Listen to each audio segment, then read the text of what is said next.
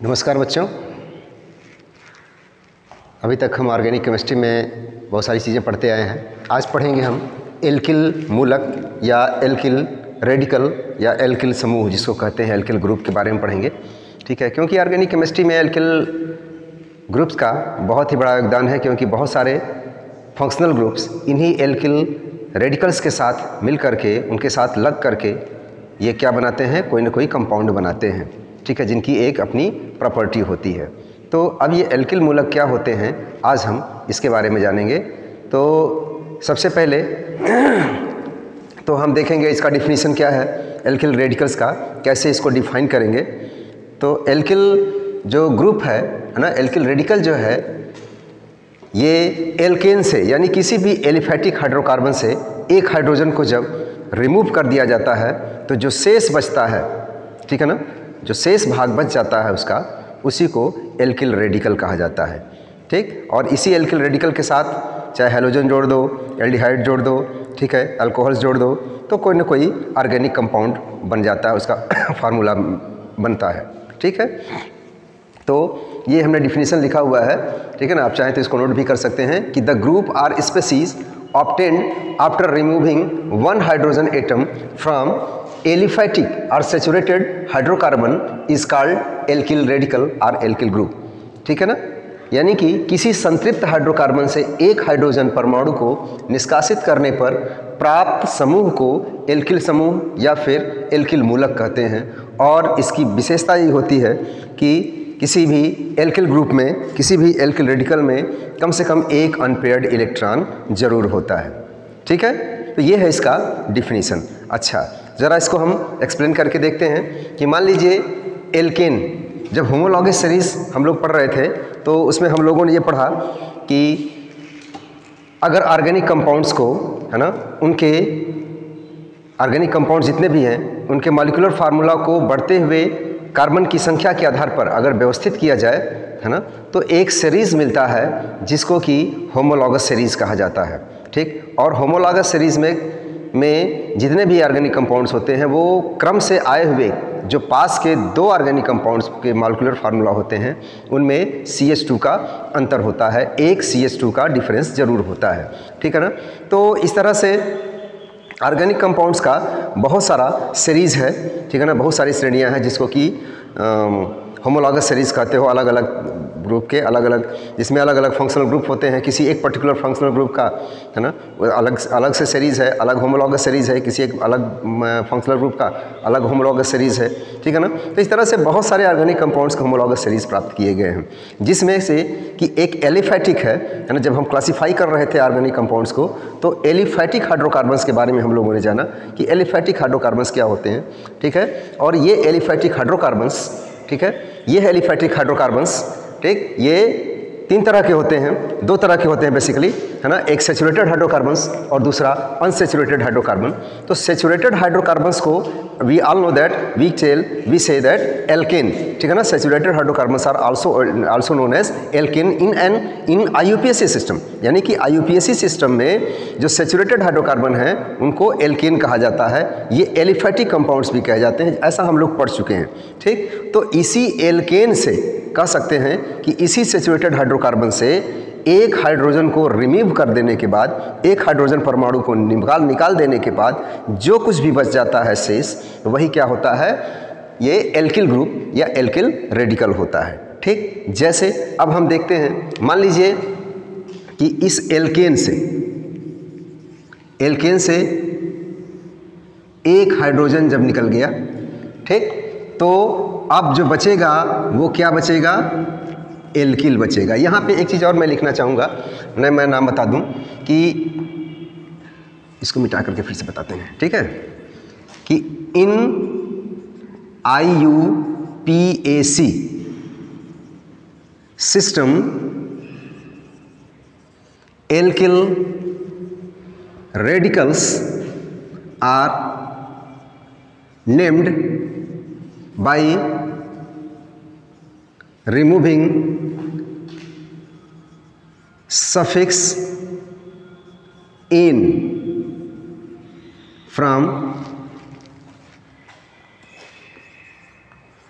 parent hydrocarbon from the name of parent hydrocarbon by adding suffix il in place of in। ठीक, यानी कि N के स्थान पे इल शब्द अगर जोड़ दिया जाए, इल अगर लगा दिया जाए ये सफिक्स, तो उस एल्किल ग्रुप का नाम बन जाता है। जैसे अभी मैं बता दूं कि मान लीजिए कि एल्केन है, ठीक है ना, एल्केन से एक हाइड्रोजन निकलेगा तो ये बनेगा एल्किल। ठीक, यानी कि जो एन है एल्केन में जो एन है इसको रिमूव करके इसमें क्या जोड़ देंगे, एल्किल। ठीक, YL जोड़ देंगे, है ना, तो वो एल्किल ग्रुप का नाम बन जाएगा IUPAC सिस्टम में। ठीक है, अब जरा देखते हैं कि एल्केन श्रेणी में, एल्केन सीरीज में मान लीजिए कि CH4 है। ठीक, ये मेथेन है। ठीक, ये मेथेन है मेथेन है, मेथेन से एक हाइड्रोजन निकाल दीजिए। ठीक है, तो बचेगा क्या, CH3। ठीक, अब इसका स्ट्रक्चरल फार्मूला देखा जाए,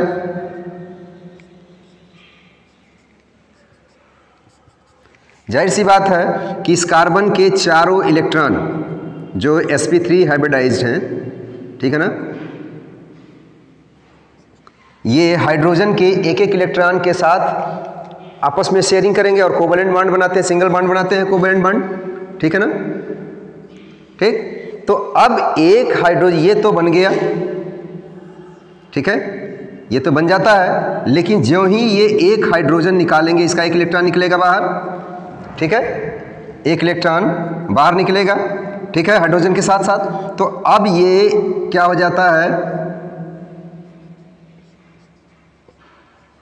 सिर्फ कार्बन का एक इलेक्ट्रॉन बच जाता है, वो अनपेयर्ड होता है।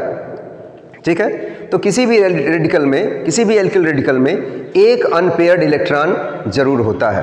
ठीक है ना, किसी भी एल्किल रेडिकल में एक अनपेयर्ड इलेक्ट्रॉन जरूर होता है। ठीक, तो ये मेथेन का है, ठीक है ना, इस मेथेन से एक हाइड्रोजन निकाल दिया तो जो नाम बनेगा इस रेडिकल का, उसका नाम क्या हो जाएगा, इस मेथ में, है ना, एन को हटाना है, एन को हटा करके इसमें क्या जोड़ देना है, YL। ठीक, यानी कि वो हो जाएगा मेथिल, इसका नाम क्या हो जाएगा, मेथिल, मेथिल रेडिकल। ठीक, यानी कि मेथिल ग्रुप। ठीक है, ये एल्किल ग्रुप है। जैसे एल्केन से एन हटाया तो एल्किल बना, ठीक है ना, एल्किल रेडिकल बना। तो अब ये एल्किल रेडिकल में एल्केन से बहुत सारे एल्केन्स हैं, ठीक है ना, ये तो मेथेन हो गया। इसके बाद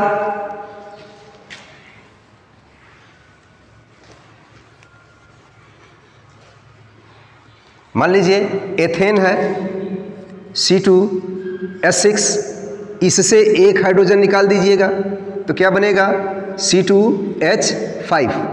ठीक है ना, ये इथेन है, इथेन का नाम क्या हो जाएगा, एथिल, चाहे एथाइल कुछ भी कह लीजिए, एथाइल रेडिकल। ठीक, यानी ये सब क्या है, एल्किल रेडिकल है। C3H8 ये प्रोपेन है, प्रोपेन है, एक हाइड्रोजन निकालिएगा, ठीक है ना, तो क्या बनेगा, C3H7। ठीक, ये प्रोपिल रेडिकल। ठीक, इसी तरह से ब्यूटेन है, C4H10। ठीक, ये ब्यूटेन है, इससे एक हाइड्रोजन निकालेंगे तो क्या बनेगा, C4H9, इसको कहेंगे ब्यूटिल रेडिकल। ठीक, इसी तरह से पेंटेन से निकालेंगे पेंटिल रेडिकल, हेक्सेन से निकालेंगे हेक्सिल रेडिकल। ठीक है ना। ये सारे रेडिकल्स बनते चले जाएंगे इसी एल्केन से, ठीक है ना। और उनके नाम में है ना जो आईपीएसी नाम है प्रोप, मेथ, ब्यूटेन, ब्यूट, पेंटेक्स जो भी है उसमें इल जोड़ देंगे, वो उसका नाम बन जाएगा, उसके रेडिकल का नाम बन जाएगा। और सारे रेडिकल्स में कम से कम एक अनपेयर्ड इलेक्ट्रॉन जरूर होगा, ठीक है ना। और इसी अनपेयर्ड इलेक्ट्रॉन की वजह से alkyl radicals are more and more reactive. जितने भी एल्किल रेडिकल्स होते हैं वो ज़्यादा एक्टिव होते हैं, ठीक है, क्योंकि उसको स्टेबलाइज करने के लिए एक इलेक्ट्रॉन की आवश्यकता पड़ती है। वो किसी न किसी फंक्शनल ग्रुप से या किसी भी अलग जो नेगेटिव रेडिकल्स हैं उनके साथ ऐड होकर के या किसी भी रेडिकल के साथ ऐड होकर के कंबाइन होकर के वो स्टेबल कंपाउंड बनाता है, ठीक है ना। तो ये इसकी रिएक्टिविटी जो है इसी अनपेयर्ड इलेक्ट्रॉन की वजह से होती है और ये काफ़ी एक्टिव होते हैं। तो ये हो गया आपका एल्किल रेडिकल के बारे में, ठीक है। उम्मीद है समझ में आया होगा, ठीक। नोट कर लीजिए अगर करने की इच्छा हो तो, ठीक है, इसको समझिए। इसी तरह से एल्केनिल रेडिकल होते हैं, जरा मैं बता रहा हूँ आपको, ठीक है, इसको मिटा करके।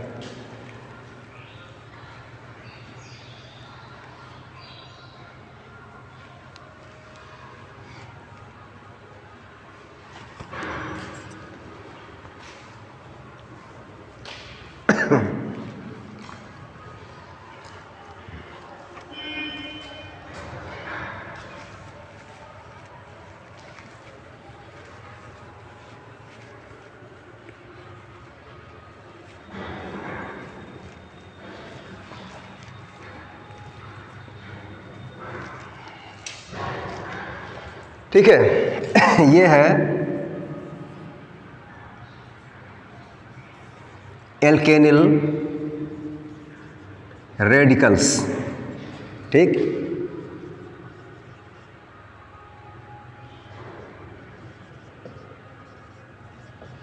एल्केनिल मूलक, ठीक है ना, या एल्केनिल समूह, कुछ भी कह लीजिए। तो ये भी ठीक वैसे ही है, ठीक। ये alkene the species are group obtained by removing one hydrogen atom from alkenes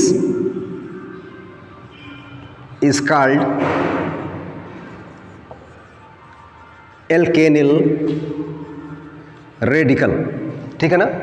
उसको एल्केनिल रेडिकल कहा जाता है, ठीक है। जैसे अब इसके हिंदी में लिख देते हैं कि किसी एल्कीन से एक हाइड्रोजन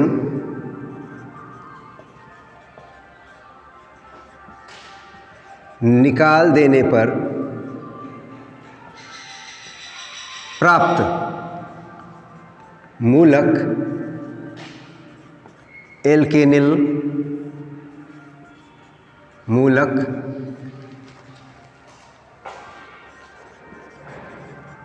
कहलाता है, ठीक है।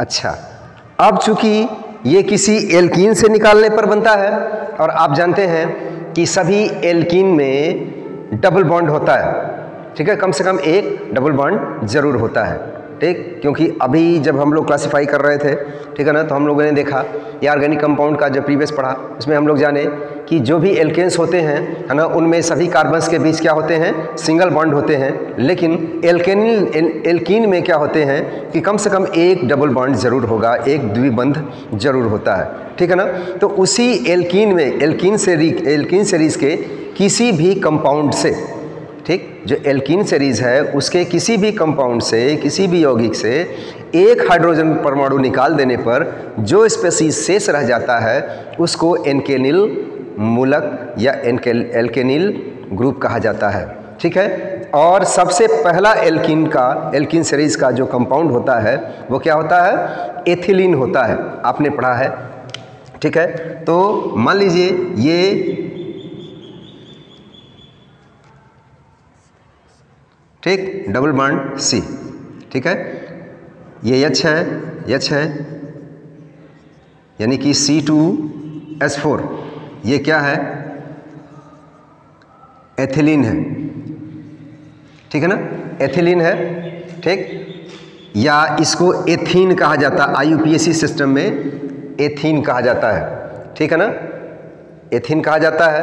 अच्छा, इसमें एक चीज़ और पहले मैं बता देता हूँ, थोड़ा लिख देता हूँ, उसके बाद आप लोग को एग्जाम्पल दे के समझाते हैं, ठीक है। तो the name of alkenyl radicals are obtained या made by removing in E, ठीक है ना, ये सफिक्स है, सफिक्स ऑफ एल्कीन, एल्कीन के ई, जो ई लेटर है उसको हटा करके removing suffix E from the alkenes name and adding suffix yl, ठीक। अच्छा, अब जैसे अभी बताया मैंने कि ये एथिलीन है, ठीक है, ये एथिलीन है C2H4, ठीक, एथिलीन, चाहे इसको एथीन कहा जाता है, ठीक है ना, IUPAC सिस्टम में इसको एथीन कहते हैं, ठीक। अब इसी इन में, ठीक, एल्कीन में जो ई है टर्म, जो ई लेटर है, इसको रिमूव करके एल्के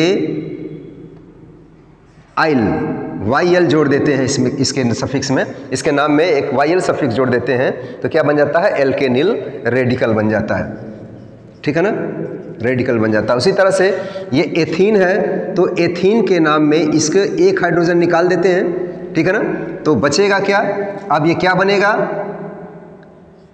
CH2 डबल बॉन्ड CH, ठीक, ये एथिनिल,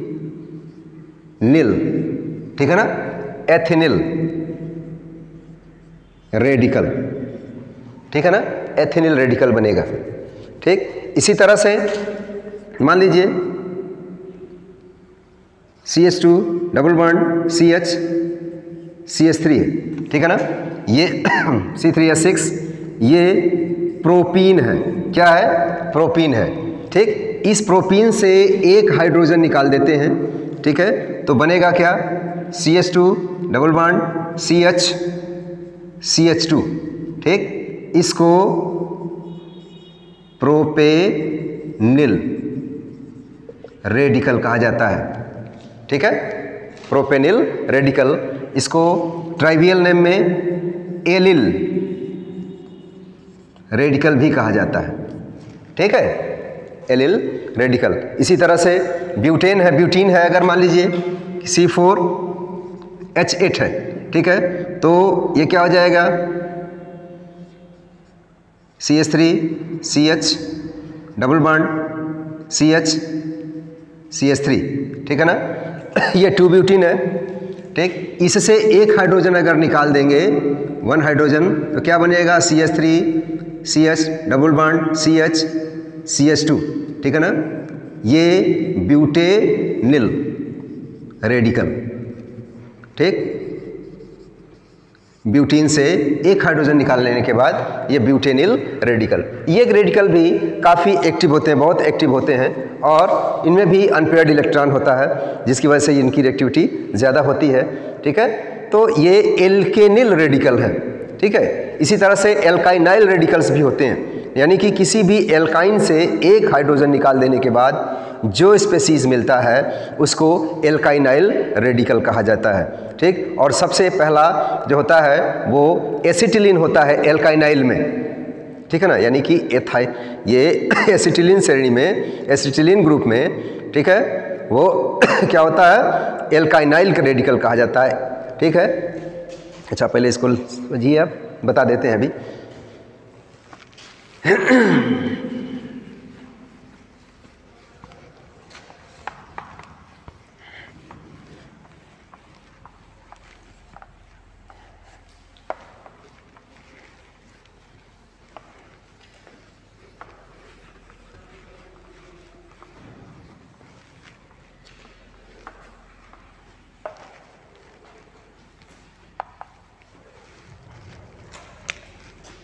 ये है एल्काइनाइल रेडिकल, ठीक है।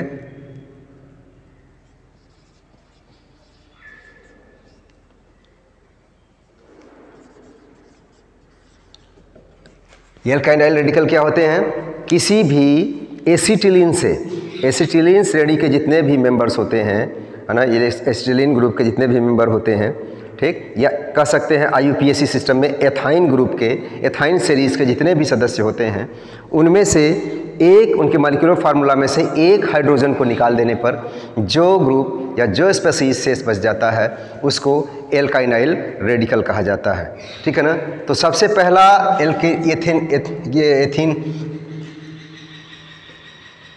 एथाइन यानी कि एसिटिलीन,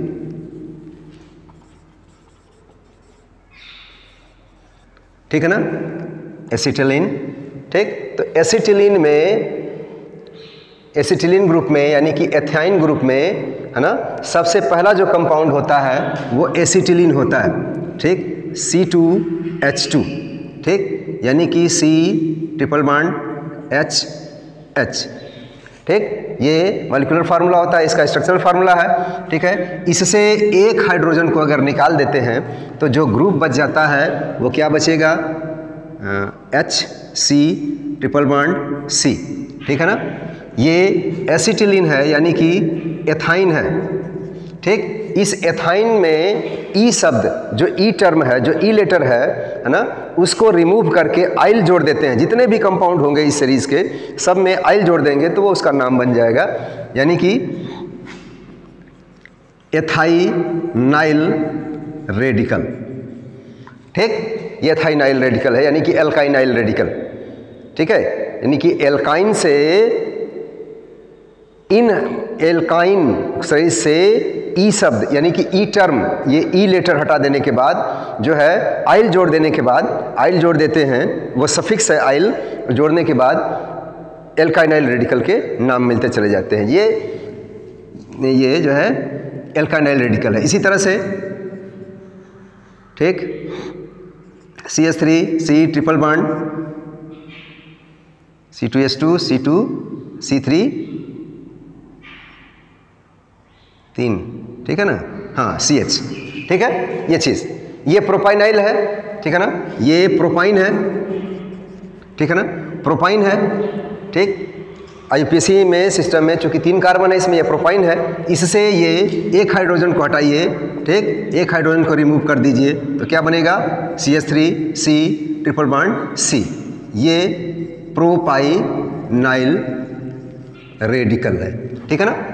तो इस तरह से एल्किल रेडिकल, एल्केनिल रेडिकल और एल्काइनाइल रेडिकल, ठीक है ना, ये हमने आपको बताया, ठीक। आप इसको समझिए, पढ़िए, जानिए, ठीक है। मुझे उम्मीद है कि समझ में आया होगा, ठीक है। डिफिनीशन सहित आप बहुत सारे कंपाउंड्स मिलेंगे, जितने भी सीरीज़ के, जितने भी ग्रुप के, ठीक। किसी एक सीरीज़ के कंपाउंड्स अगर बनाएंगे हाइड्रोकार्बन्स को लेकर, चाहे एल्कीन हो या फिर एल्काइन हो, उससे एक एक हाइड्रोजन उसके मॉलिक्यूलर फार्मूला से एक एक हाइड्रोजन निकालते चले जाएंगे, ठीक है ना। तो वे सारे एल्किल, चाहे एल्केनिल, चाहे एल्कानाइल रेडिकल्स मिलते चले जाएंगे। और उसी हिसाब से, है ना, उसमें नाम भी बना सकते हैं। सिर्फ आइल जोड़ देना है। एल्केन में एन शब्द को हटा करके, एन जो सफिक्स है उसको हटा करके उसमें आइल जोड़ देंगे तो एल्काइल रेडिकल मिलेगा। एल्कीन में ई, जो लास्ट का ई लेटर है, उसको हटा करके आइल जोड़ देंगे तो एल्केनिल रेडिकल मिलेगा। एल्केनिल रेडिकल का नाम बन जाएगा, ठीक है। और एल्काइन में, है ना, उसमें भी ई लेटर जो लास्ट का है ना, उसको हटा करके आइल जोड़ देंगे तो वो एल्कानाइल रेडिकल बन जाएगा। उसी तरह से सबके नाम बना सकते हैं, ठीक है। तो ये आज के लिए इतना काफ़ी है, इतना समझिए। उम्मीद है समझ में आया होगा। Thank you very much.